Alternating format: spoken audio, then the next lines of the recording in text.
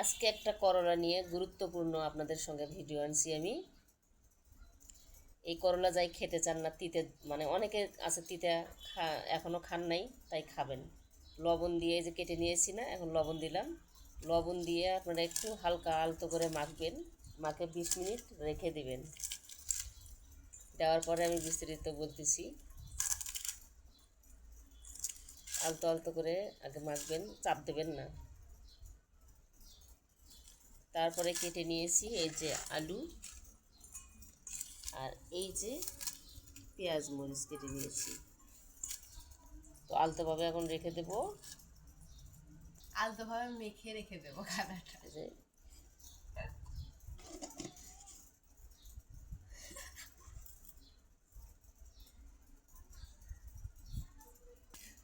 তো এই যে 20 মিনিট রেখে দেবো। তারপরে বলতেছি কি কি করতে হবে। ঝরান শেষ, আর এই যে কতগুলো তিতা পানি বেরিয়েছে। এই তিতা পানিগুলো যদি না বের হতো তাহলে তিতা হতো।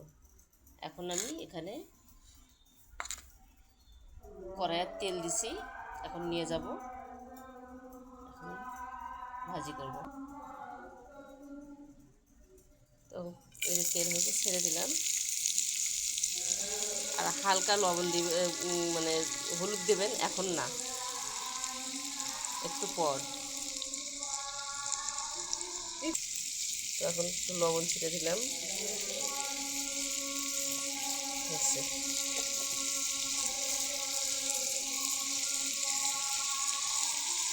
একটু পরে হলুদ দিব, আর নাড়ানাড়ি করতে হবে আলতোভাবে।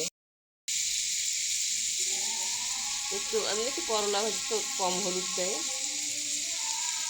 আর সবুজ সবুজ করলা ভাজি, ঢেঁড়স ভাজি দেখতে ভালো লাগে, খেতে ভালো লাগে।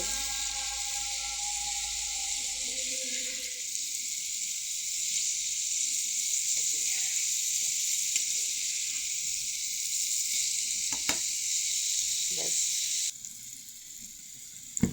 তো এখন পেঁয়াজ দিব, মরিচ দিব।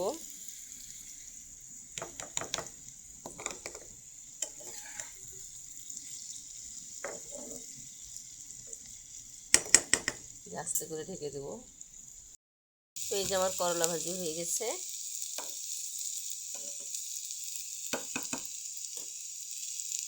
এরকম করে খাবেন, দেখবেন অনেক অনেক মজাও লাগবে, ভাতও খেতে ইচ্ছে করবে, আর খেতেও লাগবে না। তাই খেতে পারেন না, আর যাই খেতে পারেন তাই যেভাবে খান সেভাবেই খেতে পারেন।